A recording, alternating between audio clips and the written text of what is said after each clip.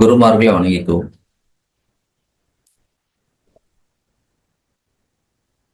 குலதெய்வத்தை வணங்கிக்கலாம்.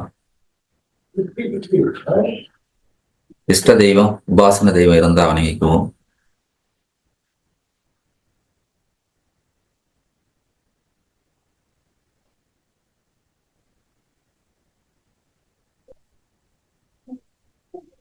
எல்லோருக்கும் வணக்கம். இப்போ இந்த செக்ஷன்ல நம்ம இது போறது 3வது வகுப்பு. ஆக்சுவலி நேத்து போறதா இருந்துச்சு, கடைசி நேரத்துல அது விட்டாச்சு. அதனால டைம் நம்ம கொடுக்கல. இந்த 3வது நாள் வகுப்பு, கடந்த 2 வகுப்பு கலந்துக்கணும் யாராவது இருக்கீங்களா? தொடர்ந்து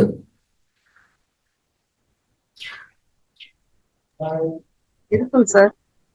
எது வரைக்கும் பார்த்தோம்? 2வது வகுப்பு ஞாபகம் இருக்கா?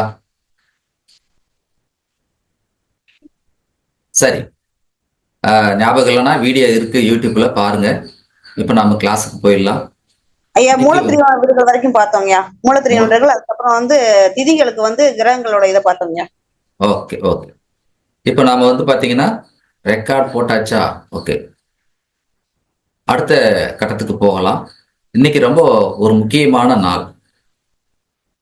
புரட்டாசி மாசம் வரக்கூடிய அமாவாசை, பித்ருக்களை வழிபடக்கூடிய ஒரு அற்புதமான நாள்.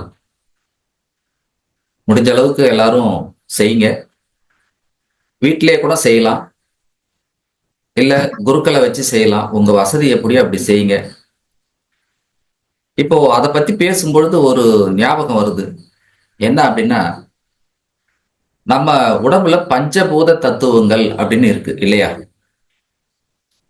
பேஸ்புக்ல ஒரு போஸ்ட் ஒன்று போட்டிருந்தேன். பஞ்சபூத தத்துவத்துல நம்ம உடம்புல இப்போ பூமியில கூட பார்த்தீங்கன்னு சொன்னா அதிகப்படியா நிறைஞ்சி இருக்கிறது நீர் இல்லைங்களா? அதிகப்படியா இருக்கிறது நீர்.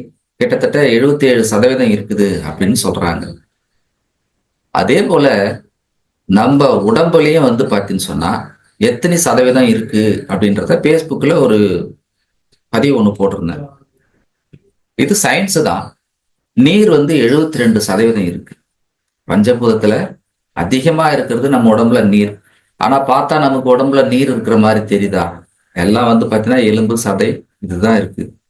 ஆனா சயின்ஸ் என்ன சொல்லுது? 72% நீர் தான் இருக்கு உடம்புல. அதனுடைய ஆக்கிரமிப்பு தான் அதிகம் அப்படின்றாங்க. நிலத்தத்துவம் அப்படின்னு பார்த்தீங்கன்னா 12% இருக்கு. நிலத்தத்துவம் 12% இருக்குது. அடுத்து காற்று தத்துவம் 6% இருக்கு. அடுத்து நெருப்பு தத்துவம் 4. இப்ப இதை கூட்டினா 94 வரும். அடுத்து மீதி இருக்கிறது ஆகாய தத்துவம். திதிக்கு நீர் அப்படின்னு சொல்றாங்க. பஞ்சபூதங்கள்ல திதி நீர் ஆகாய தத்துவத்தை குறிக்கும். அதாவது பஞ்சபூதங்கள நீர் தத்துவத்தை, நீர் பாத்தீங்கன்னு சொன்னா பஞ்சபூதங்கள நீர்.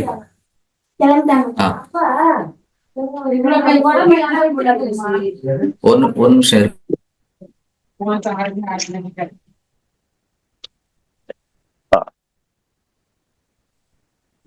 Jangan apa-apa you tanya saya. Audio கேக்குதுங்களா? கேக்குது சார். வணக்கம் சார். வணக்கம் வணக்கம் வணக்கம். அப்போ பஞ்சபூதங்கள்ல அதிகமா இருக்கக்கூடியது நீர். பஞ்சாங்கத்துல திதி நீரை குறிக்குது அப்படின்ற விஷயத்த பேசுவோம். அப்ப இந்த நீரை வசப்படுத்தினா எல்லாமே வசம். அதுதான் தண்ணீர் தியானம் அப்படின்னு சொல்லுவாங்க. வாட்டர் மெடிடேஷன் அப்படின்னு சொல்லுவாங்க. பண வரவுக்கு தண்ணீரை பயன்படுத்தலாம் அப்படின்னு ஒரு வகுப்பே இருக்கு. அப்போ இந்த தண்ணியில நம்ம பிதர்களுக்கு தர்ப்பணம் கொடுக்கும் பொழுது அது நல்ல உயர்வான பலனை கொடுக்குது அப்படின்றது தான் முக்கியம். இதுல ஓர தண்ணியா இருக்கலாம், கடல் நீரா இருக்கலாம். நீங்க இருக்கிற ஏரியாவில் அருகில பார்த்தீங்கன்னா கடலோ இல்லை ஆறோ இருக்காது. அப்போ ஏரி குளம் இருக்கலாம். அது கூட இல்லை சார், நான் டவுன்ல இருக்கேன், போறதுனா ரொம்ப கஷ்டம் அப்படின்னு சொன்னா வீட்டிலே செய்யற முறை இருக்கு. அது என்னன்னு தெரிஞ்சு செய்யும் பொழுது திதியை நாம பலப்படுத்துகிறோம். திதியை நாம பலப்படுத்துகிறோம். அதனால தான் சொல்லியிருக்கிறாங்க, திதியை பிடிச்சா விதியை மாத்தலாம், திதியை பிடிச்சா விதியை மாத்தலாம் அப்படின்னு ஒரு பழமொழி இருக்கு. அப்புறம் கரணம் தப்பினால் மரணம்ன்றது அது ஒரு பழமொழி. ஆனா இங்க நாம பேசுறது திதி. அப்போ உடல் முழுக்க இருக்கிற அந்த நீரை நாம வசப்படுத்திட்டோம்னா பணம் அல்ல எல்லாமே வந்துடும். அப்ப பாருங்க, திதின்றது யாருக்கு கொடுக்க போறோம்? முன்னோர்களுக்கு கொடுக்க போறோம். முன்னோர்கள் என்றது யாரு? உறவு தான், எல்லாமே உறவு தான். இதுல முன்னோர்கள் சாந்தி அடைஞ்சிட்டாங்கன்னா, எனக்கு மனைவி சரியில்லை, எனக்கு கணவர் சரியில்லை, என் குழந்தைங்க என் பேச்சை கேட்கல, எனக்கு உடம்புல அடிக்கடி நோய் வந்துட்டு இருக்கு, இது எல்லாமே சரியாயிடும். சோ முன்னோர்களுக்கு திதி கொடுக்காம, சில பேர் நாங்க அமாவாசை கும்பிட மாட்டோம் அப்படின்னு சொல்லுவாங்க. எல்லா மதத்திலையும் முன்னோர்களை வழங்க வழிபாடு இருக்கு. அப்போ முன்னோர்களுக்கு நீங்க தர்ப்பணம் செய்யாம, முன்னோர்களுக்கு வணங்காம நீங்க திதி கோயில்னு போனா என்ன உங்களுக்கு பலன் கிடைக்கும்? அப்ப நேரடியா திதி கோயிலுக்கு போகிறத விட இப்படி நீங்க செஞ்சுட்டு அதுக்கப்புறம் கோயிலுக்கு போகும் பொழுது 100% பலன் கொடுக்கும். அதே போல இந்த பணத்தை வசியப்படுத்துறதுக்கு இந்த தண்ணி தான் ரொம்ப முக்கியம். அது ஒரு முறை நாம அதை பத்தி நம்ம கிளாஸ்ல சொல்லுவோம். இப்ப இன்னைக்கு அமாவாசைன்றதுனால இந்த செய்திகளை நம்ம பகிர்ந்துக்கிட்டோம். ஏற்கனவே நம்ம பார்த்தாச்சு, முக்கியமான விஷயங்கள் பார்த்தாச்சு. இன்னைக்கு பார்க்க போறது பஞ்சபூதம் அப்படின்னு சொல்லக்கூடிய பஞ்சபூத ராசிகளை பார்ப்போம். ஸ்கிரீன் ஷேர் பண்றேன்.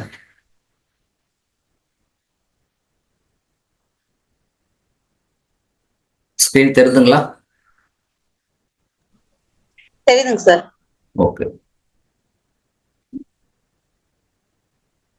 இப்போ பஞ்சபூத தத்துவம், காலபுருஷன் சொல்றீங்க சார், எல்லாரும் காலபுருஷ தத்துவத்தோட வகுப்பு அப்படின்னு சொல்றீங்க, அப்படின்னா என்ன? அடிப்படை வகுப்புன்னு சொல்றீங்க, இந்த காலபுருஷனா என்ன அப்படின்ற ஒரு கேள்வி வரலாம். காலபுருஷன் அப்படின்றது அது ஒரு ஆள், இந்த பிரபஞ்சம் அப்படின்னு வச்சுக்கோங்க. அவருடைய லக்கணம் மேஷம், அவருடைய லக்கணம் மேஷம். அந்த மேஷ லக்கணத்தை மையமா வச்சு ஒவ்வொரு ராசிக்கு என்னென்ன பலன், எந்த கிரகம் எங்க இருந்தா என்ன பலன் அப்படின்னு முடிவு பண்றது தான் காலபுருஷ தத்துவம். அப்போ நீங்க எங்கேயாச்சும் நீங்க ஜாதகம் பார்க்கும்போது காலபுருஷ தத்துவத்துக்கு 6ஆம் அதிபதி புதன் உங்க ஜாதகத்துல 8ல் இருப்பதால் அப்படின்னு ஒரு பலனை சொல்லுவார். காலபுருஷ லக்கணத்துக்கு 2ஆம் அதிபதியாகிய சுக்கிரன் உங்கள் ஜாதகத்தில் 10ஆம் இடத்தில் உள்ளதால் அப்படின்னு சொல்லுவாங்க. அப்போ அதை எடுத்து எடுத்து பலன் சொல்லிட்டே வருவாங்க. அது எப்பயும் மாறாது. அப்ப எல்லாத்துக்கும் காலபுருஷன். இப்ப காலபுருஷனுக்கு பாத்தீங்கன்னு சொன்னா மேஷம் முதல் வீடு அப்படின்னு சொன்னா நம்ம உடம்புல தலை. அதே போல ஒருத்தர் பிறக்கும் பொழுது உதயமாகக்கூடிய லக்கணம் அவருடைய தலை. அப்ப என்ன சொல்லுவாங்க? மேஷ ராசியும் பாதிக்கப்பட்டிருக்கு, நீங்க பிறந்த லக்கணமும் பாதிக்கப்பட்டிருக்கு. மேஷ லக்கணம்ன்றது காலபுருஷ தத்துவப்படி மேஷம், மேஷ ராசி பாதிக்கப்பட்டிருக்கு, அங்க தீய கிரகம் இருக்கு, அந்த ராசி திதி சுண்ணியம் ஆயிடுச்சு. அதே போல உங்க லக்கணமும் பாதிக்கப்பட்டிருக்கு, அதனால தலையில பிரச்சனை வரும், தலையில அடிபடும், தலை சார்ந்த பிரச்சனைகள் இருக்கும் அப்படின்னு சொல்லுவாங்க. இதுதான் காலபுருஷ தத்துவம். அப்போ காலம் அப்படின்னு சொன்னா என்ன? இந்த பிரபஞ்சம் தான். அதுல நிலம், நீர், நெருப்பு, காற்று, சரம், ஸ்திரம், உபயம், இப்படி எல்லாத்தையும் பிரிச்சு அது ஈஸியா பலன் சொல்றதுக்கு நம்ம முன்னோர்கள் வகுத்தது தான் இது தத்துவம். முக்கியமா சொல்ல வேண்டியது, காலபுருஷ தத்துவப்படி ஒரு ராசிக்கு ஒரு லக்கணத்துக்கு என்ன நடக்கும் அப்படின்றத சொல்லலாம். அந்த வகுப்பு நாம ஏற்கனவே ராசி காரகத்துவங்கள் அப்படின்ற பேர்ல நடத்திட்டோம். அதுல படிச்சவங்க குழுல இருப்பீங்க.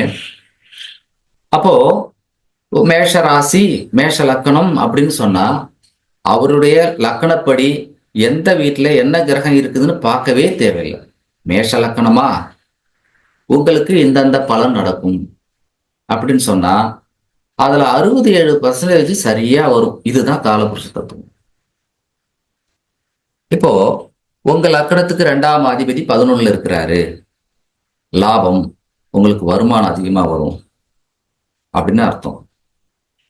அது காலபுருஷனுக்கு 2ஆம் அதிபதி எங்க இருக்கிறாரு, சுக்கிரன் எப்படி இருக்கிறாரு. பணம் வேணும் பணம் வேணும்னு சொல்றாங்க, அன்றாட தேவைகளுக்கு உண்டான பணம் வந்து சுக்கிரன்னு சொல்றாங்க. காலபுருஷனுக்கு 2ஆம் அதிபதி அவருதான். அப்போ சுக்கிரன் எப்படி இருக்குன்னு பார்ப்பாங்க. அப்போ உங்களுக்கு அன்றாட தேவைக்கு உண்டான லிக்விட் கேஷ் வந்துகிட்டு இருக்கா அப்படின்றதுக்கு தான் இதெல்லாம் நம்ம பயன்படுத்துது. இதுதான் காலபுருஷ தத்துவம். இப்போ ஸ்கிரீனை பாருங்க. மேஷம் நெருப்பு, ரிஷபம் நிலம், மிதுனம் காற்று, கடகம் கன்னி, சிம்மம் நெருப்பு, கன்னி நிலம், துலாம் காற்று, விருச்சகம் நீர், தனுசு நெருப்பு, மகரம் நிலம், கும்பம் காற்று, மீனம் நீர். அப்படியே நீங்க வச்சுங்க. நெருப்பு நிலம் காற்று நீர், நெருப்பு நிலம் காற்று நீர், நெருப்பு நிலம் காற்று நீர்.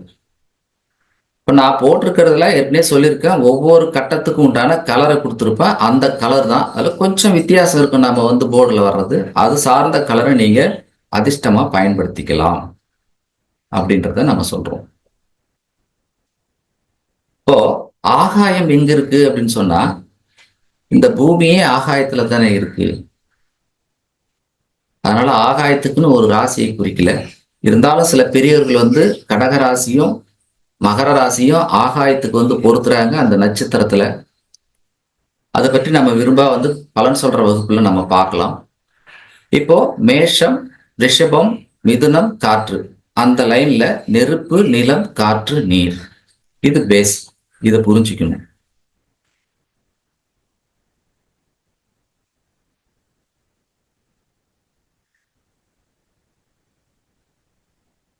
அடுத்து நம்ம ஏற்கனவே படிச்சது தான்,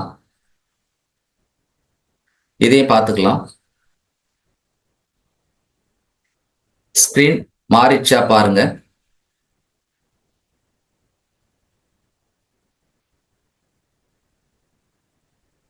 இப்ப இது தெரியுதுங்களா? தெரியுதுங்க சார். ஓகே, பாருங்க. நாம வந்து படிக்கும்போது படிச்சிருப்போம், என்னது புவி மைய கோட்பாடு, சூரிய மைய கோட்பாடு அப்படின்னு படிச்சிருப்போம். சூரிய மைய கோட்பாடுனா சூரியனை மையமா வச்சு மற்ற கிரகங்கள் சுத்திட்டு வருது அப்படின்றது படிக்கிறது சயின்ஸ். புவி மைய கோட்பாடு அப்படின்னு சொன்னா பூமியில தான் நாம இருப்போம், அதனால நம்மளதான் மற்ற கிரகங்கள் சுத்தி வர மாதிரி நமக்கு தெரியுது. அதனால புவி மைய கோட்பாடு. அப்போ ஜாதகம் படிக்கிறதுக்கு புவி மைய கோட்பாடு முக்கியம் அப்படின்றத சொல்றதுக்கு தான் இந்த படம். அதே சமயத்துல ஒவ்வொரு ராசியும் 30 டிகிரியா இருக்கு, அது பூமியிலிருந்து பிரிக்கிறாங்க, பிரிக்கும் பொழுது எப்படி போகுதுன்னு பாருங்க அப்படின்றதுக்கு தான் இந்த படம். அடுத்து நாம வந்து இதை சொல்லியிருந்தோம், ராஜா கட்சி ராணி கட்சி அப்படின்னு சொல்லியிருந்தோம். கிரகங்களை வந்து எப்படி பிரிச்சிருக்கிறாங்க, அது ஏன் சிம்மத்துல வந்து சூரியனுக்கு ஆட்சி வீடு கொடுத்தாங்க, அது ஏன் சந்திரனுக்கு வந்து அங்க ஆட்சி வீடு கொடுத்தாங்க அப்படின்னு சொல்லிட்டு அதுல இருந்து வந்து பார்த்தீங்கன்னு சொன்னா எப்படி போகுது அப்படின்றது தான் இப்ப நாம பார்க்க போறோம். ஏற்கனவே பார்த்தது கொஞ்சம் விளக்கமா பார்க்க போறோம். இப்ப ராஜா ராணின்னு வச்சு புதன் வந்து கல்வி மந்திரி, துலாம் வந்து பார்த்தீங்கன்னா நிதி மந்திரி, விருச்சகம் வந்து சேனாதிபதி, தனுசு வந்து ராஜகுரு, எப்பவுமே சனி வேலையாட்கள் அல்லது அரசரை எதிர்ப்பவர் அப்படின்னு சொல்லியிருக்கோம். இப்போ சூரியன் ஒளி கிரகம், சூரியன்ல வந்து பார்த்தீங்கன்னு சொன்னா அப்படி பிரிக்கிறாங்க. அடுத்து வந்து சந்திரனுக்கு ஒரு ஆட்சி வீடுன்றதுனால கொடுக்குறாங்க. இது எப்படி கொடுக்குறாங்க அப்படின்னு சயின்ஸ் ரீதியா நம்ம பார்க்கலாம். இப்ப பாருங்க, சூரியன் இது இருக்கு, சிம்ம வீடு எடுத்துக்கோங்க. சூரியன் சிம்ம வீடு. சூரியனுக்கு அடுத்து சுத்தி வர்றது எந்த கிரகம் பாருங்க, மெர்க்குரி, புதன். அப்போ சூரியனுக்கு அடுத்த வீடு புதனுடைய ஆட்சி வீடு. அதுக்கு அடுத்து சுத்தி வர்றது யாருங்க, சூரியனுக்கு அடுத்து சுத்தி வர்றது யாருங்க, சுக்கிரன். அது துலா வீடு, துலாத்துக்கு ஆட்சி வீடா கொடுத்துட்டாங்க. அதுக்கு அடுத்த சுற்று வட்ட பாதையில பூமி இருக்கு, அது நம்ம தான் ஜாதகத்தை இது பண்றோன்றதுனால அதை விட்டுடுறாங்க. அது பாத்தீங்கன்னா அதுக்கு அடுத்து மார்ஸ், செவ்வாய் சுத்துது. அப்போ துலாத்துக்கு அடுத்த வீடு செவ்வாயோட வீடு. அதுக்கு அடுத்து பாருங்க தனுசு குருவோட வீடு. அதுக்கு அடுத்து சனியோட வீடு. இப்போ எதுக்காக சூரியனுக்கு பக்கத்துல புதன் வீடு கொடுத்தாங்க ஆட்சி வீடா, எதுக்காக சுக்கிரனை கொடுத்தாங்க, எதுக்காக செவ்வாயை கொடுத்தாங்க, எதுக்காக குருவை கொடுத்தாங்க என்ற லாஜிக் உங்களுக்கு புரியுதா?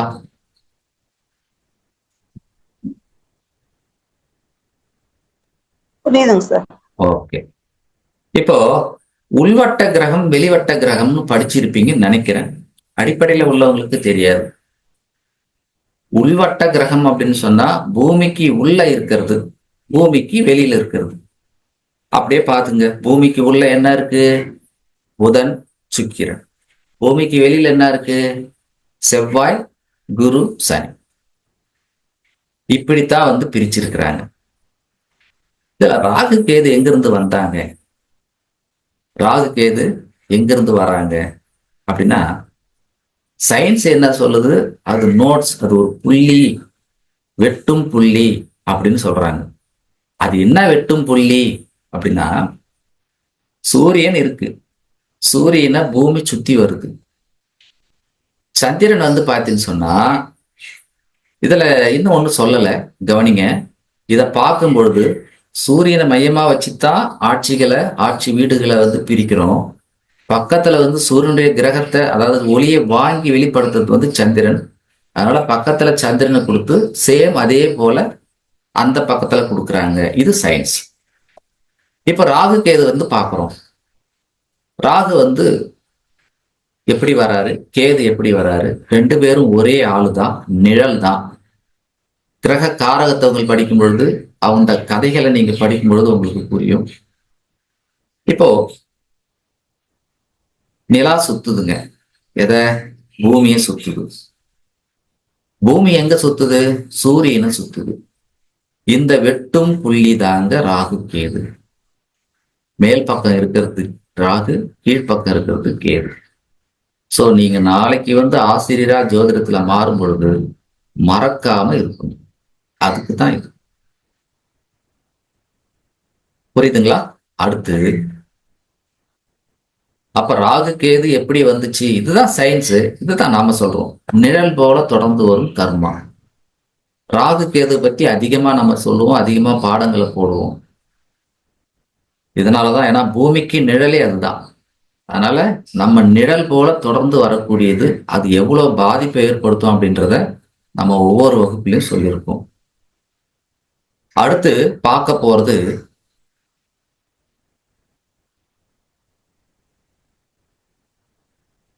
சரி, அஸ்தங்கம் வந்துருச்சு, அஸ்தங்கம் பார்த்துக்கலாம். அஸ்தங்கம் அப்படின்றது இருக்கு.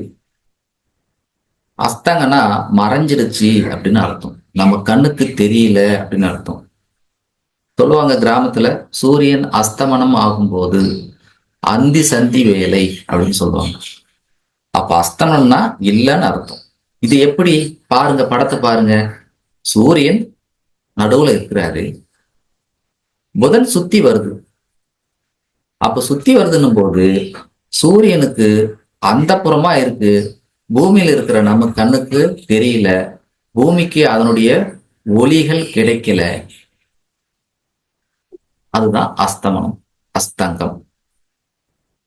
இது எந்தெந்த டிகிரியில வருது அப்படின்றத நம்ம பின்னாடி படிக்க போறோம். ஒவ்வொரு கிரகத்துக்கும் அஸ்தங்கம் டிகிரி மாறும். இந்த அஸ்தங்கம் பெற்ற கிரகங்கள் அதனுடைய காரகத்துவத்தை அந்த ஜாதகர் அனுபவிக்க முடியாது. இதுதான் முக்கியம். அப்ப அஸ்தங்கன்றது படத்தை பார்த்து புரிஞ்சுக்குங்க. பூமிக்கு தெரியாத அது போயிடுது, நம்ம பூமிக்கு அதனுடைய காந்தாற்றல் கிடைக்காம போகுது. இதுதான் அஸ்தங்கம். சோ இது ராகு கேதுக்காக போட்டதுதான்.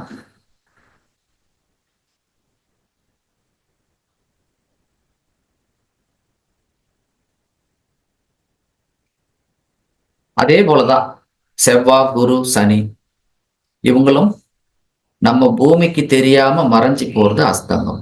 பூமிக்கு தெரியாம மறைஞ்சு போறது அஸ்தங்கம். அப்போ செவ்வாய் அஸ்தங்கம் ஆயிடுச்சு. செவ்வாயோட காரகங்கள் என்ன? சரியா பூமி அமையல, நான் வாங்கின பூமியில என்னால விவசாயம் பண்ண முடியல, நான் வாங்கின பூமி வந்து பார்த்தீங்கன்னு சொன்னா விற்கலான்னு பார்க்குறேன், விற்க முடியல, நான் வாங்கின மண்ணுல வீடு கட்ட முடியல, என் கூட பொறுத்த தம்பி அண்ணன் எனக்கு உறுதுணையா இல்லை, ஒரு பெண் ஜாதகமா இருந்தா என் கணவர் வந்து அவருடைய குவாலிட்டி தகுந்த மாதிரி வேலைக்கு போகல, இல்லை இல்லை அப்படின்ற அந்த காரகத்துவங்கள் பாதிக்கப்படும். இதுதான் அஸ்தங்கம். குரு குரு அஸ்தமனம் ஆயிடுச்சு, குழந்தை பாக்கியம் இல்லை, குழந்தை சார்ந்த ஏக்கங்கள், ஒரு ஆணா இருந்தா அவரே வந்து பார்த்தீங்கன்னு சொன்னா சரியா செயல்படாம இருக்கிறது. சனி அஸ்தங்கம் ஆயிடுச்சு, சனி தொழில் சார்ந்த கேள்விகள் இருக்கும். அப்ப அவங்க ஜாதகத்துல அஸ்தங்கம் இருக்கா அப்படின்னு பாருங்க. என்னை பொறுத்தளவுக்கு அனுபவத்துல சூரியனுக்கு நெருக்கமா முன்ன பின்ன 3 டிகிரி இருந்தா அஸ்தங்கம் கடுமையா வேலை செய்யும். அஸ்தங்கம் பெற்ற கிரகங்கள் திசையை நடத்தும் பொழுது கவனமா இருக்கணும். அது எந்த பாவம், என்ன காரகம் அப்படின்றத பொறுத்து பலன்கள் நடக்கும். அதை நீங்க பலன் சொல்லும் பொழுது பார்த்து சொல்லுங்க. சரிங்களா? இதுதான் அஸ்தங்கம். அஸ்தங்கன்றது ரொம்ப முக்கியமான ஒண்ணு. இப்ப பஞ்சபூத ராசிகள் பார்த்தோம். பஞ்சபூத ராசிகள் பார்த்தோம். பஞ்சபூத கிரகங்கள் அப்படின்றதையும் பார்த்துக்குங்க. இப்போ இதை பார்க்கறது மட்டும் இல்லாம நீங்க ஒரு நோட்டு போட்டு எழுதுங்க. எழுதுனாலதான் அது வந்து பார்த்தீங்கன்னா உங்க மனசுல பதியும். இதை நீங்க யூடியூப்ல பாருங்க, இருக்கும். இருந்தாலும் எழுதும் போதுதான் உங்களுக்கு அது மனதில் பதியுமா. சூரியன் நெருப்பு கிரகம், சந்திரன் நீர் கிரகம், செவ்வாய் நெருப்பு கிரகம் தான், புதன் வந்து வாயு கிரகம்.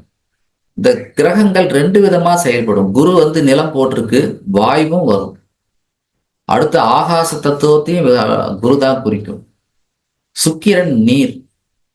பாருங்க, சுக்கிரன் நீர், ஆனா ஹீட் இருக்கு இல்லையா, வெப்பம் சார்ந்த நோய்கள் சுக்கிரன் கொடுப்பார். நீர் வந்து சுடுநீர் அப்படின்னு அர்த்தம். சந்திரன் குளிர்ந்த நீர், சுக்கிரன் சுடுநீர்னு அர்த்தம். சனி வாயு, ராகு வந்து வாயு நெருப்பு, அதே போல கேது வந்து நெருப்பு அப்படின்றத நீங்க குறிச்சுக்குங்க. இப்போ அடுத்து வந்து பாத்தீங்கன்னு சொன்னா ஒரு மனுஷன் இருக்கிறான். இப்போ நாம பஞ்சபூத கிரகங்கள் பார்த்தாச்சு. தலை அப்படின்னு சொன்னா மேஷம். இப்போ மேஷம் பாதிக்கப்பட்டா தலை பாதிக்கும் அப்படின்றத ஆரம்பத்துல சொன்னோம் இல்லையா. அப்போ தலை வந்து பாத்தீங்கன்னு சொன்னா மேஷம். ரிஷபம் வந்து பாத்தீங்கன்னு சொன்னா கண்கள். ரிஷபம் வந்து அந்த ஃபேஸை குறிக்கும். இந்த ஃபேஸ்ல என்னென்ன இருக்கோ அதெல்லாம் ரிஷபம் தான். கழுத்து வந்து பாத்தீங்கன்னு சொன்னா ரிஷபம் வரும். கழுத்துல கொஞ்சம் வந்து பாத்தீங்கன்னு சொன்னா மிதுனமும் வரும். கடகம் மார்பு, சிம்மம் வயிறு, கன்னி இடுப்பு, துலா வந்து சிறுநீரகம், விருச்சகம் மலக்குடல், தனுசு வந்து தொடை, மகரம் முழங்கால், கும்பம் வந்து கணுக்கால், மீனம் பாதம். அதே போல கிரகங்களுக்கும் உறுப்புகள் இருக்கு. இதுல பாருங்க, முகத்திலேயே 9 கிரகத்தினுடைய அமைப்பும் இருக்கு. அது அடுத்த வகுப்புல படமா எடுத்து உங்களுக்கு போடுறேன். அப்போ ஒரு ராசி அப்படின்னு சொன்னா காலபுருஷனுக்கு இப்படித்தான் வந்து காலபுருஷா மேஷத்துல தலையை வச்சு படுத்துட்டு இருக்கிறாரு. மேஷம் தலை, கை வந்து பாத்தீங்கன்னு சொன்னா மிதுனம். இததான் திரேகானத்துல பிரிப்பாங்க. இந்தந்த உறுப்புகள் இந்தந்த திரேகானம் அப்படின்னு பிரிப்பாங்க. திரேகான சக்கரங்கள், வர்க்க சக்கரங்கள் படிக்கும் பொழுது அது உங்களுக்கு புரியும். பேசிக்கா வந்து மேஷம் பாதிக்கப்பட்டிருக்குன்னா தலை பாதிக்கப்பட்டிருக்கு. மிதனம், ஒருத்தருக்கு வந்து மிதனத்துல ராகு இருக்கு, அவருடைய பிறந்த ஜாதகத்துல லக்கணமே இல்லை, லக்கணத்தை இப்ப நாம பேசல, மிதனத்துல வந்து ராகு இருக்கு அப்படின்னு சொன்னா அதே இடத்துல இப்ப சூரியன் போகும் பொழுது, அல்லது மிதனத்துல வந்து ராகு இருக்கு, சூரியன் இருக்கு, அந்த இடத்துல ராகு போகும்போது அவருக்கு மிதனம் சார்ந்த உறுப்பு என்னது, தோள்பட்டை வலிக்குது, கழுத்து வலிக்குது அப்படின்னு சொல்றாரு. பொதுவா சூரியன் சொன்னா முதுகெலும்பு குறிக்கும். இப்போ பங்குனி மாசம் பிறந்தவங்க எல்லாம் கேட்டு பாருங்க, வயசுக்கு தகுந்த மாதிரி அவங்களுக்கு நோயை சொல்லுங்க, கண்டிப்பா இருக்கும். பேக் பெயின் இருக்கா, தலை பிரச்சனை இருக்கா, கண்ணு போய் இப்ப டெஸ்ட் பண்ணியா கேளுங்க. இப்போ மீனத்துல சூரியன் இருக்கிறவங்களுக்கு கேளுங்க, இப்ப போய் கண்ணு ஏதாவது டெஸ்ட் பண்ணியா, அப்பாவுக்கு ஏதாவது உடம்பு சரியில்லாத போச்சா, இல்ல அப்பாவை இழந்துட்டியா, இல்ல அப்பா இல்ல ஆரம்பத்திலே இல்ல அப்ப மாமனார் ஏதாவது பாதிக்கப்பட்டாரா, இல்ல மாமனாருக்கு உங்களுக்கும் ஏதாவது பாதிப்பா, இல்ல உங்க முதல் ஆண் குழந்தைக்கு ஏதாவது பாதிப்பா, அதெல்லாம் எதுவும் இல்லைங்க. அப்போ உங்களுக்கு கண் பாதிப்பா, தலை பாதிப்பா, முதுகு வலியா, கேளுங்க. இதுல ஏதாவது கண்டிப்பா சொல்லுவாங்க. பதினா பதி 18 வயசு பையன் வரான்.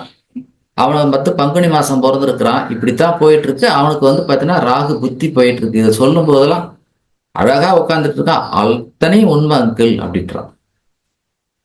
இது எப்ப சரியாகும் அப்படின்ற பயம் அவனுக்கு இருக்கு. அப்போ அந்த ஜாதகத்துல இப்ப நான் புத்தி தசை புத்தின்னு சொன்னலையே, அந்த தசை புத்தியும் பாதிப்போட்டு இருந்துச்சுன்னா கண்டிப்பா அது சார்ந்த உறுப்புகள் பாதிக்கும். அப்ப கவனமா இருங்க. கோச்சாரம் தற்காலிகமா வலி வேதனை கொடுக்கும்.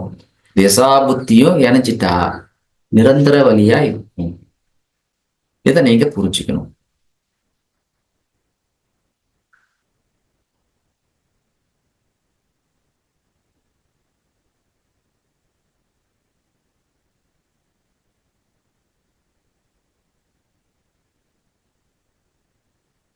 சரம் ஸ்திரம் உபயம் படிச்சாச்சுங்களா? இல்ல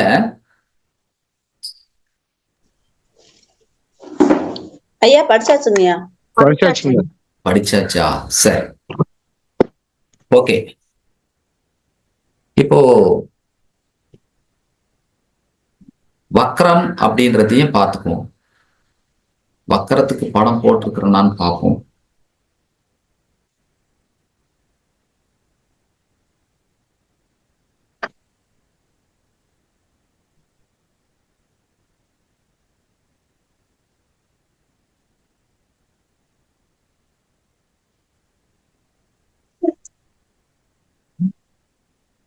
சரி, இதே பார்த்துப்போம். இப்போ வக்ரம் அப்படின்றத படிக்கலாம். வக்ரம் எந்தெந்த கிரகங்கள் பெறும் அப்படின்னு சொன்னா, ஒளி கிரகங்கள் வக்ரம் அடையாது. ரூல் அதுதான். சூரியன் சந்திரன் ஒளி கிரகங்கள். சூரியன் கிட்ட இருந்து ஒளியை பெறக்கூடிய கிரகங்கள்ல செவ்வாய் புதன் குரு சுக்கிரன் சனி, இந்த 5 கிரகங்கள் வக்கரம் அடையும். 5 கிரகங்கள் வக்கரம் அடையும். இந்த 5 கிரகங்கள் தான் பஞ்சமகா புருஷ யோகம் அப்படின்னு இருக்கு. செவ்வாய் புதன் குரு சுக்கிரன் சனி சார்ந்த பஞ்சமகா புருஷ யோகம் இருக்கு. இந்த பஞ்சமகா புருஷ யோகத்துல ஒரு யோகம் இருந்தா கூட அது சார்ந்த விஷயங்கள்ல ஜாதகர் ஜெயிப்பார் அப்படின்னு அர்த்தம்.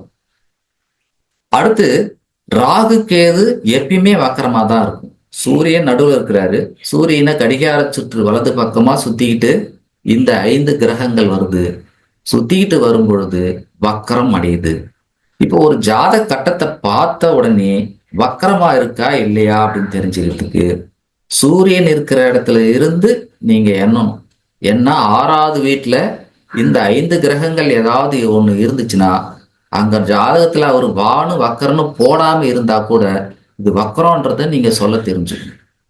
அப்ப 6, 7, 8 இது டிகிரி வைஸா பார்க்கலாம். 9 நட்சத்திரம் சொல்லலாம். அடுத்து 18வது நட்சத்திரத்துல அது ரிலீஃப் ஆகுது அப்படின்றதையும் சொல்லலாம். இதுல குரு சனி புதன் சுக்கிரன், இந்த புதன் அடிக்கடி வக்கரமாகும். அடிக்கடி வக்கரமாகும். புதன் 4 விதமான நிலையில வக்கரம் அடையும். அதை நீங்க தெளிவா படிச்சுக்கிட்டீங்கன்னா புதனை புரிஞ்சுக்கலாம். சகஜ நிலை அப்படின்னு சொல்லுவாங்க. புதனுக்கு சகஜ நிலை அப்படின்னு சொல்லுவாங்க. சகஜனா என்ன? சாதாரணமா போயிட்டு இருக்கு. அடுத்து என்ன சொல்லுவாங்கன்னா மகா அஸ்தமனம் அப்படின்னு சொல்லுவாங்க. சுத்தமா பூமிக்கு தெரியவே தெரியாது. அஸ்தமனம் மகா அஸ்தமனம், வக்கரமாயி அஸ்தமனம் ஆயிடும். அது மகா அஸ்தமனம். இது பாதிப்பை கொடுக்கும். வக்ரம் அப்படின்றது நாம ஏற்கனவே படிச்ச மாதிரி சாதா வக்கரம். வக்கர அஸ்தமனம் அப்படின்னு சொல்லுவாங்க. வக்கரம் அடைஞ்சிரும், சூரியனோட அஸ்தமனம் ஆயிடும்.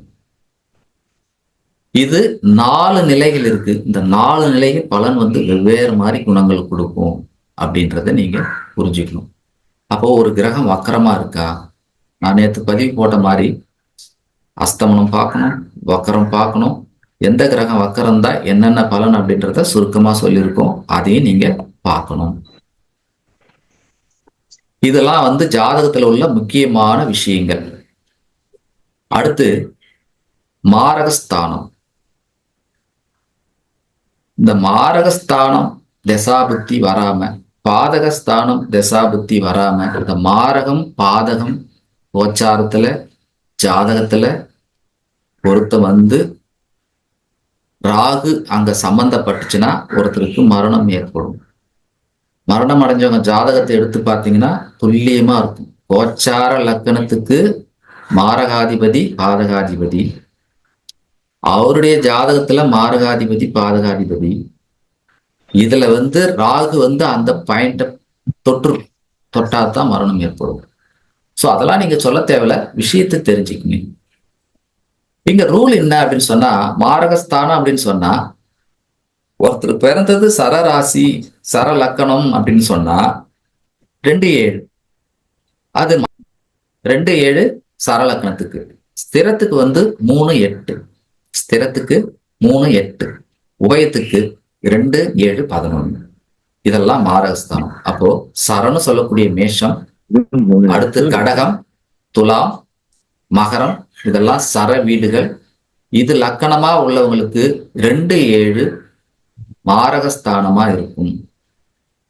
அதே போல ஸ்திர ராசியில பிறந்தவங்களுக்கு, அதாவது ராசி கிடையாது லக்கணத்துக்கு சொல்றேன், லக்கணத்துல பிறந்தவங்களுக்கு 3-8. அப்போ ஸ்திரம் என்னது? ரிஷபம், சிம்மம், விருச்சகம், கும்பம்.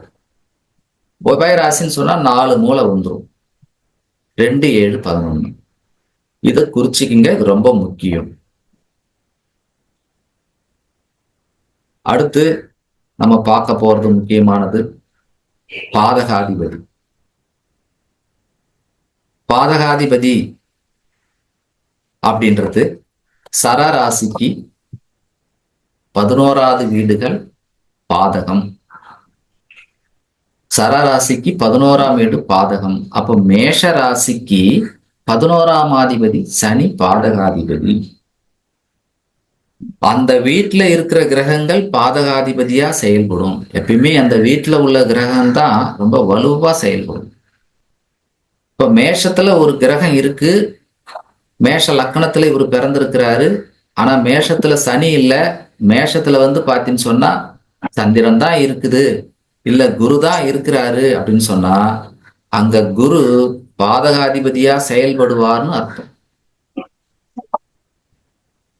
சரிங்களா? அடுத்து வந்து பாத்தீங்கன்னு சொன்னா ஸ்திரம். ஸ்திர ராசிக்கு 9ஆம் வீடு பாதகாதிபதி. ஸ்திர ராசி எதுன்றத படிச்சுட்டீங்க. ஸ்திர ராசிக்கு 9ஆம் வீடு பாதகாதிபதி.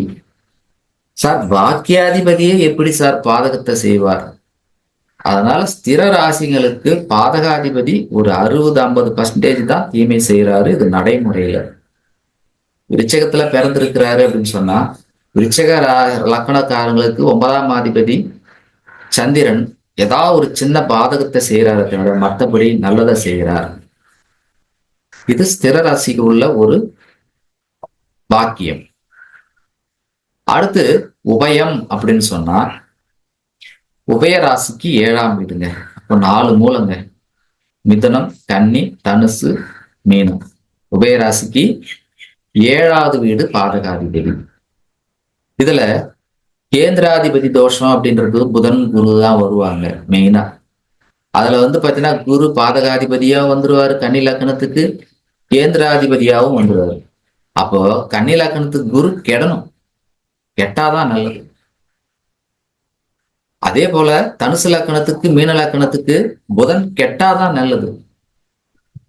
இது வந்து பாத்தீங்கன்னு சொன்னா பாதகாதிபதி கெட்டா நல்லது. அதனாலதான் கெட்டவன் கெட்டிடில் கிட்டிடும் ராஜயோகம் அப்படின்னு சொல்றாங்க. சோ இதெல்லாம் வந்து பாத்தீங்கன்னு சொன்னா முக்கியமான விஷயங்களை நம்ம இன்னைக்கு படிச்சாச்சு. இதுல வேற ஏதாவது டவுட் இருக்கா பாருங்க. இது வரைக்கும் நடத்துதுன்னா டவுட்.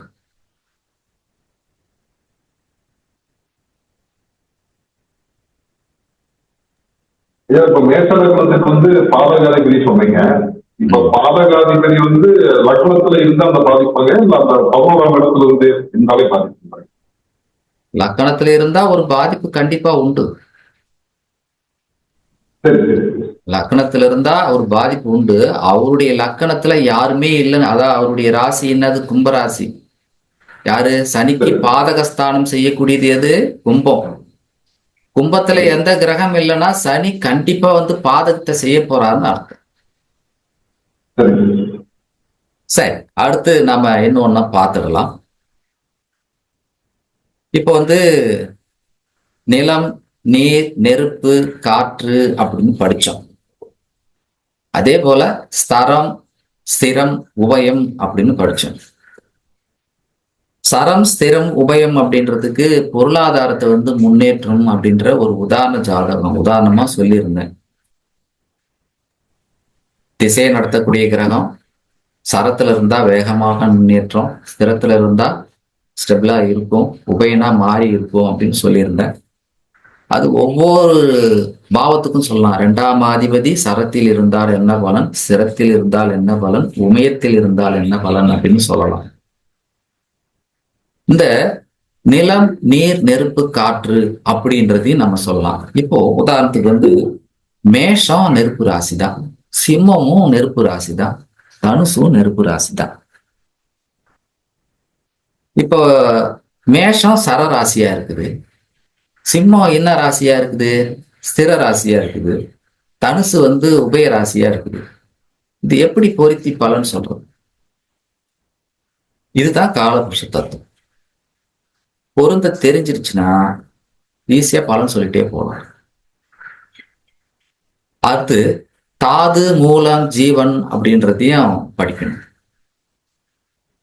இப்போ நெருப்புல தாது இருந்தா என்ன ஆகும்? உலோகமா மாறுமா? இப்போ அதே போல மேஷ நெருப்பு சரம் அப்படின்னு சொன்னா பரவக்கூடிய நெருப்புன்னு அர்த்தம். காட்டுத்தீ மாதிரி போகும். அப்போ மேஷ ராசி சர ராசி, அது நெருப்பு ராசி அப்படின்னு சொன்னா காட்டுத்தீ போல காட்டுத்தீயே சொல்லணும். சரணா பரவும் இல்லையா? அந்த நெருப்பு பரவும், காட்டுத்தீ வேகமா முன்னேறுவா அப்படின்றத சொல்லணும். சிம்ம ராசி அப்படின்னு சொன்னா ஸ்திர ராசி, நெருப்பு ராசியில ஸ்திர ராசி. ஸ்திரனா நிலையா இருக்குன்னு சொல்லியாச்சு. நிலையா என்னன்னா இருக்கும் பாருங்க. வீட்டுல எரி போடுற அடுப்ப சொல்லலாம், ஓமத்தை கூட சொல்லலாம், நிலையா எரிஞ்சிட்டு இருக்கும். அப்போ நிலையா நிதானமா எரியக்கூடியது வந்து நெருப்பு ராசி. பாருங்க, மேஷத்துல ஒரு கிரகம் இருந்து திசையை நடத்துதுன்னா அவர் சூப்பர்வைசரா இருப்பாரு. கண்ணாபனான்னு கத்தி வேலையை வாங்குவாரு. ஆச்சா போச்சா, சொல்லிட்டு போன செய்யல, என்னடா பண்றீங்க அப்படின்னு கத்துவாரு. சிம்ம ராசியும் நெருப்பு ராசி தான், அவரும் கத்தணும். ஆனா அவர் வந்து மேனேஜரா இருப்பார், கமாண்டிங். நீ அதை செஞ்சப்பா, செஞ்சுட்டா ஐயா. அப்போ நிலையா இருக்கும், கத்தாம வேலை வாங்கும். அசையாமல் அனைவரையும் அசைக்கிற சிவன் மாதிரி. அதனாலதான் அங்க சிவன் வந்திருக்கோம். அடுத்து தனுசு ராசி, உபய ராசி, அதுவும் நெருப்பு தானே, அதுவும் நெருப்பு தான். அப்போ அந்த நெருப்பு என்ன சொல்லலாம்? எரியிற தீபத்தை சொல்லலாம், எரியிற தீபத்தை சொல்லலாம். காலபுருஷனுக்கு 9ஆம் வீடு தனுசு, தனுசு ராசிக்கு குரு அதிபதி. அந்த குருவோட வீட்டுல தீபம். அதனாலதான் எந்த கோயிலுக்கு போனாலும் தீபம் போடுங்கன்னு சொல்றாங்க சார். அதனாலதான் எந்த கோயிலுக்கு போனாலும் தீபம் போடுங்க, தெய்வஸ்தலத்துக்கு போனா தீபம் போடுங்க, ஓமம் பண்ணுங்க, அக்னி சட்டி ஏந்துங்க, நெருப்ப மெரிங்க. எல்லா பரிகாரமும் இதுலதான் வந்துருச்சு. முக்கியமான கிரகங்கள் செவ்வாய், சூரியன், குரு, இந்த 3 கிரகம் ஒருத்தருடைய ஜாதகத்துல நல்லா இருந்துச்சுன்னா கண்டிப்பா நல்லா இருப்பாங்கன்னு அர்த்தம். இந்த 3 கிரகத்துல ஒரு கிரகம் 2 கிரகம் ஆட்சி உச்சமா இருக்குது, மூலத்துரிகரமா இருக்குன்னா நிச்சயம் அவர் ஜெயிச்சிருவாருன்னு அர்த்தம். அப்போ தீச்சட்டி எடுங்க, நெருப்பு மெரிங்க, ஓமம் பண்ணுங்க, யக்கியம் வளர்த்துங்க, கோயில்ல தீபம் போடுங்க, வீட்டுல டெய்லி தீபம் ஏத்துங்க, தெய்வ அனுக்கிரகம் கிடைக்கும் அப்படின்றதெல்லாம் இந்த நெருப்பு ராசி சரம், ஸ்திரம், உபயம் அப்படின்ற இந்த 3ஓட தத்துவம் தான். புரியுதுங்களா? அப்ப நம்ம கோயிலுக்கு போனா நீ கண்டிப்பா என்ன பண்ணணும்? அர்ச்சனை பண்றோமோ பண்ணலையோ ஒரு தீபத்தை போட்டணும். ஒரு தீபத்தை போட்டணும். தீபத்தை போட்டா அந்த 3 கிரகம் நமக்கு வசமாயிடுது.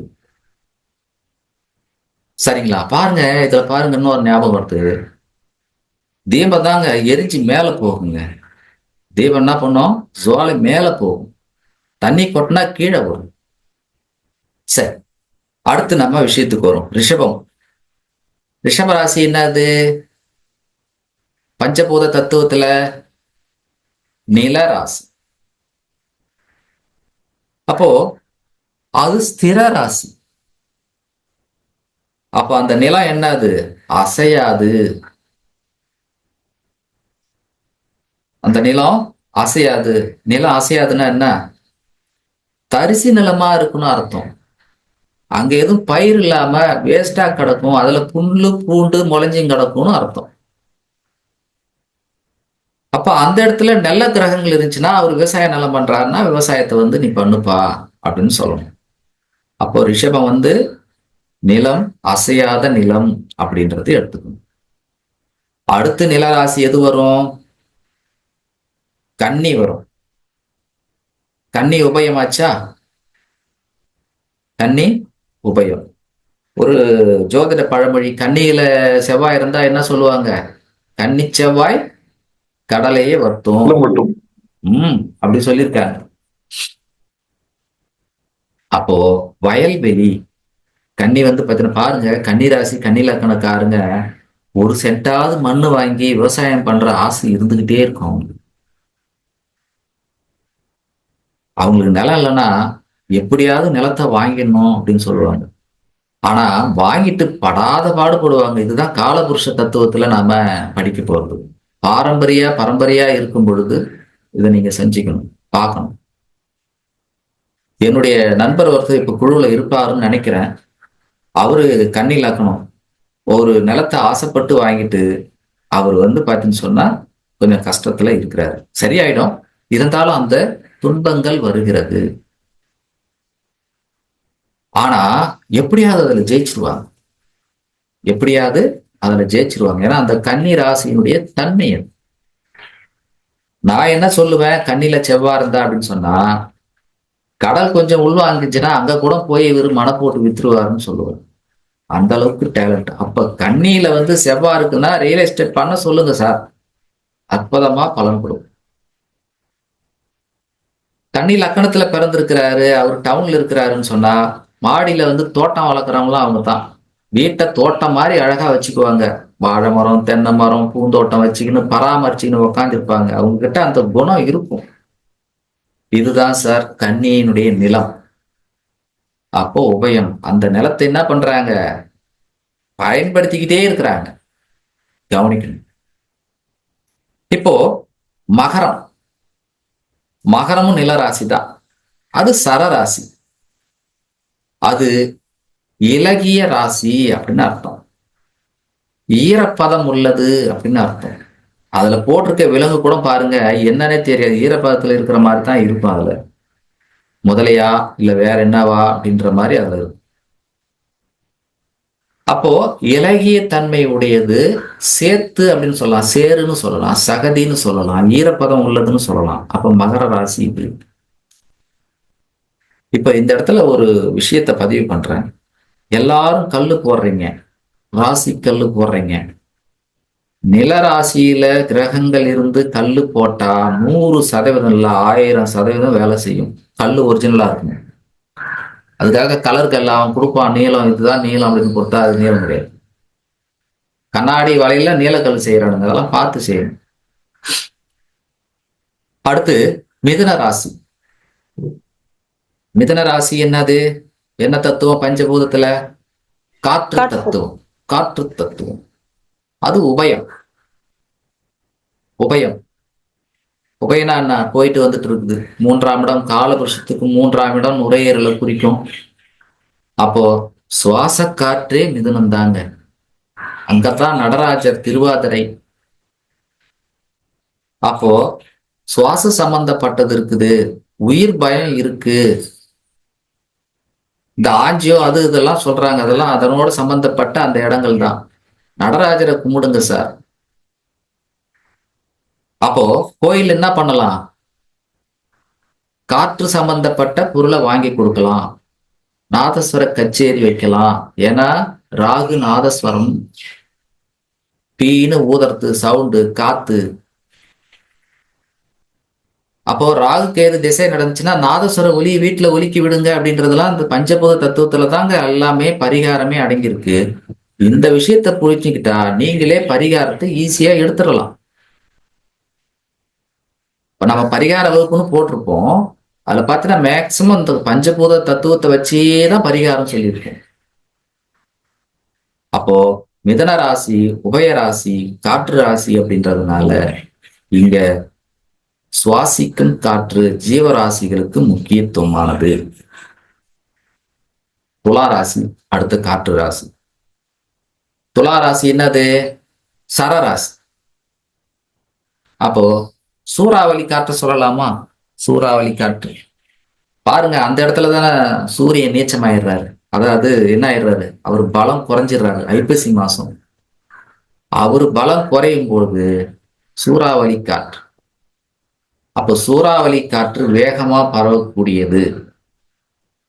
நேரடி விளக்கத்துல துலா ராசிக்கு உண்டான மற்ற விஷயங்களை நம்ம சொல்லலாம். இங்க எல்லாருமே இருக்கிறோம், ஆண் பெண். துலா ராசி, காற்று ராசி, சரராசி, சில விஷயங்கள் அதுல இருக்கு. குழந்தை இல்லாதவங்களுக்கு பரிகாரம் அங்கதான் இருக்கு.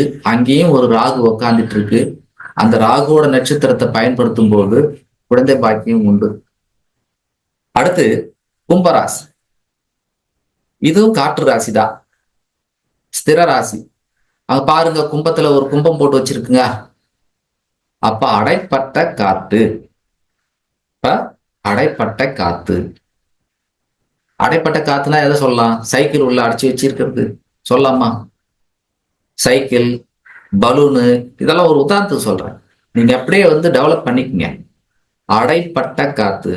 அப்போ உடம்புல இப்ப நிறைய பேருக்கு வாயு பிடிப்பு இருக்கும். சனி அங்க கும்பத்துல இருக்குது.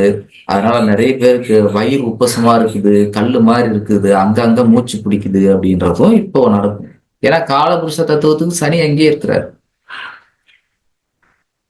அப்போ அடைப்பட்ட காத்து. அடுத்து படிக்காத்தினது நீர் ராசி, கடகராசி. கடகராசி நீர் ராசி, ஆனா சரராசி. சரணா ஓடும். அப்போ பாய்ந்து ஓடக்கூடியது. கடகராசி பாய்ந்து ஓடக்கூடியது என்னென்ன? ஆறு, ஆத்து நீர், வாய்க்கால் நீர், எதெல்லாம் ஓடுதோ அதெல்லாம் பார்த்தீங்கன்னு சொன்னா கடகராசி.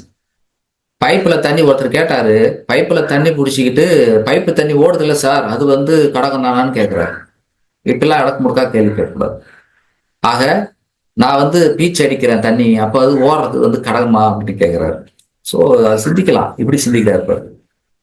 காலபுருஷனுக்கு 4வது வீட்டுலதான் செவ்வாய் தன்னுடைய பலத்தை இழக்கிறார். தாய் கிட்டதான் செவ்வாய் அன்பா அனுசரணையா போவார். செவ்வாய் ஒரு கோபக்காரன். யாருகிட்ட அடங்குவான்? அம்மா கிட்ட அடங்கி போயிடுவான். அம்மா பாசத்துக்கு அடங்கி போயிடுவான். 4ஆம் இடம் தான் சந்திரன், நீர் வீடு. அங்க அம்மா கிட்ட இவன் பலத்தை இழக்கிறான். அதனாலதான் மேக்சிமம் பாத்தீங்கன்னா ஓடும் நதியில், ஓடும் நீரில் தர்ப்பணம் கொடுங்கன்னு சொல்றதே 4ஆம் இடத்துல ஒளிஞ்சிருக்கு. அடுத்து நீர் ராசியில விருச்சகம், ஸ்திர ராசி.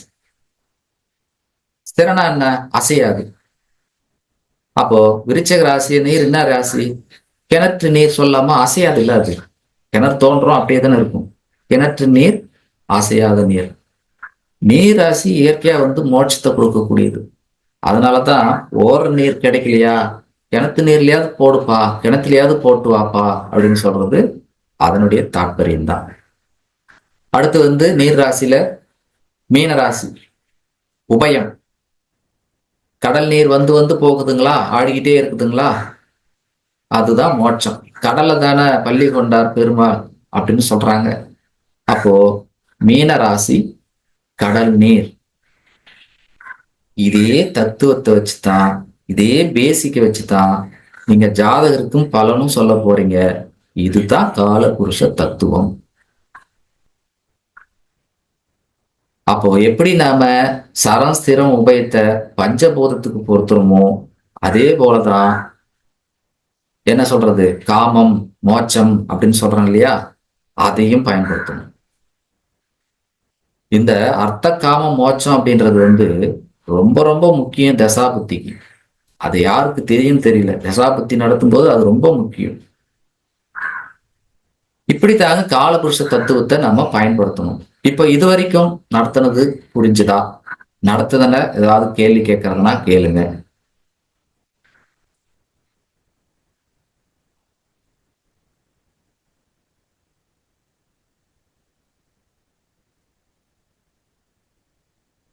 சந்தேகம் இல்லை. நல்லது.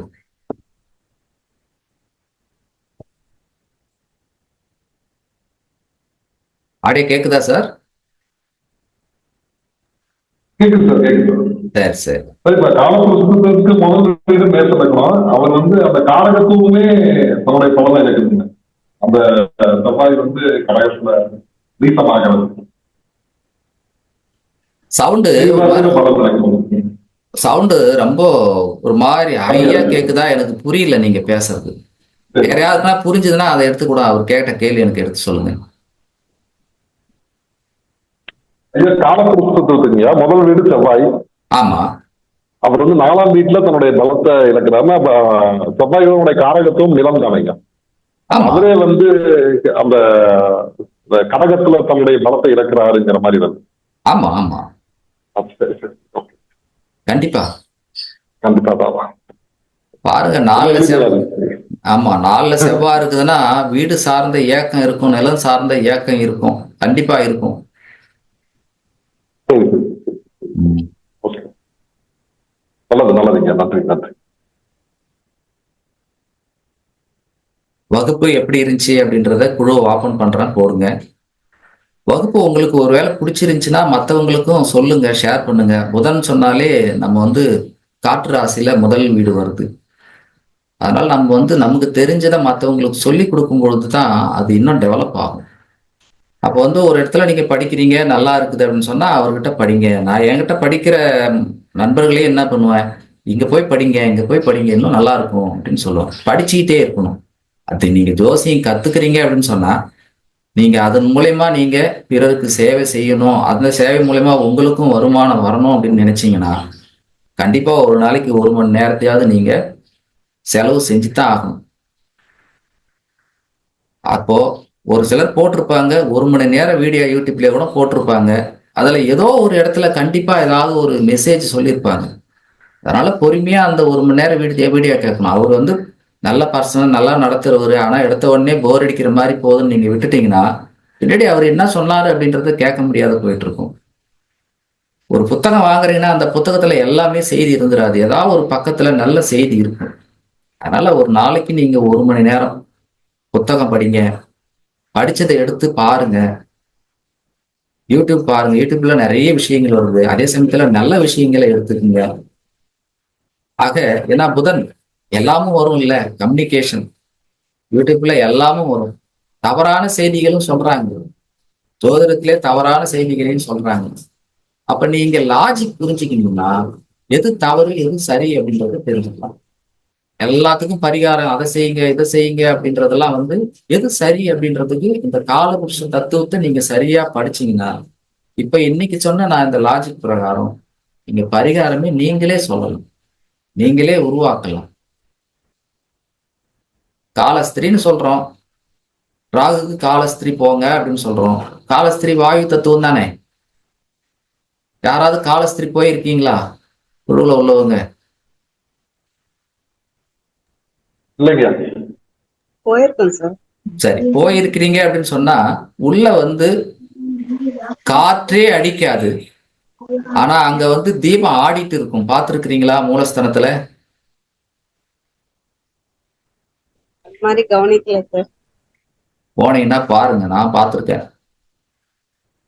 ஏன்னா நான் போகும்போதே அதை பத்தி தெரிஞ்சுக்கின்னு போனதுனால நான் பார்த்தேன். நீங்க அதை தெரிஞ்சுக்காம போயிருப்பீங்க. சோ அங்க பாருங்க, உள்ள வந்து எந்த ஃபேன் இருக்காது. நாம தீபம் வீட்டுல ஏத்துனோம்னா ஃபேன் போட்டா ஆடும், இல்லைன்னா நிலையா எரிஞ்சிட்டு இருக்கும். அந்த தீபம் மட்டும் அசைஞ்சுக்கிட்டே இருக்குங்க. நல்லா கவனிச்சு பாருங்க. காற்று தத்துவம்.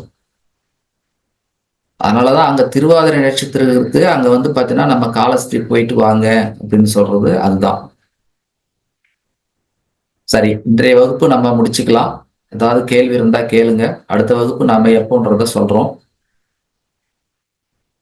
சுருக்கமா இருந்தாலும் வேகமா இருந்தாலும் உங்களுக்கு புரியல அப்படின்னு சொன்னாலும் நீங்க மீண்டும் யூடியூப்ல வீடியோ போடுவேன், அதை பாருங்க. இன்னும் விரிவா நடத்தினா இப்ப நடத்தின இந்த 3 நாள் வகுப்பை நான் வந்து பாத்தீங்கன்னா 3 மாசம் நடத்தலாம். அப்புறம் இன்னும் இருக்கிற வகுப்பெல்லாம் சேர்த்தோம்னா 1 வருஷம் ஈஸியா நடத்திக்கிட்டே இருக்கலாம். ஆனா நமக்கு வந்து காலம் இப்போ குறைவு, நேரங்கள் குறைவு. நம்ம எல்லா வேலைக்கும் போயிட்டு இருக்கோம், எல்லாத்தையும் பார்த்துட்டு இருக்கோம். அந்த வகையில நான் உங்களுக்கு வேகமா சொல்லியிருக்கேன் அப்படின்னு சொன்னா அதையும் குறிப்பிடுங்க. அடுத்த வகுப்புல இருந்து நாம இன்னும் குறைச்சிக்கலாம், வேகத்தை குறைச்சிக்குவோம். அதே போல இதுவரைக்கும் நடத்துனத மீண்டும் நான் கேட்கணும்னு ஆசைப்படுறேன்னா நீங்க வீடியோ போட்டு கேட்கலாம்.